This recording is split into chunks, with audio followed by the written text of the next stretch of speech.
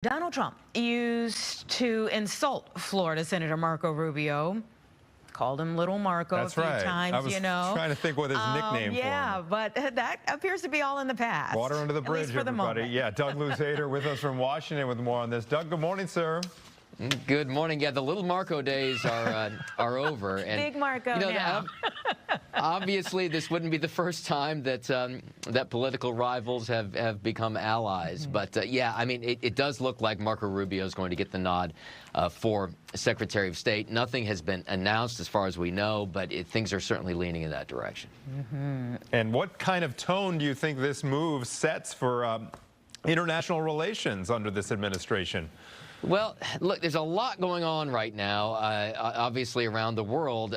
Rubio is seen as something of a hawk, but, you know, it's going to be interesting to see how he threads the needle on an issue like Ukraine. And this is a topic that's going to come up for discussion tomorrow, it sounds like, when the president-elect meets with President Biden at the White House.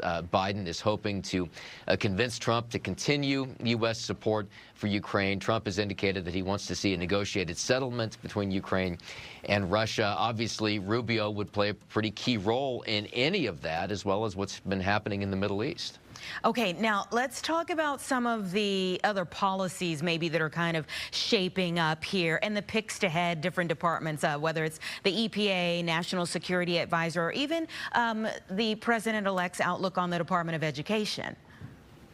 Yeah, I mean, the Department of Education, and you know, Trump would not be the first Republican to question the need for a federal Department of Education. He's talked about trying to return all of the money that is spent on that federal department to the states, arguing that this is a state responsibility, education is, and that the federal department is just not necessary, and it's expensive. So we'll see. I mean, eliminating bureaucracy is extremely difficult here in Washington. As far as these other picks are concerned, it's interesting that EPA was among the first announced. We've also got a border czar, Tom Homan, who is considered a real immigration hardliner, and that gets to one of the issues that is supposed to be topic one, day one, which is trying to seal off the border and then begin this process of mass deportations. All right, so switching now to what's happening in Congress and who may replace Mitch McConnell as leader of the Senate. What's the latest buzz there?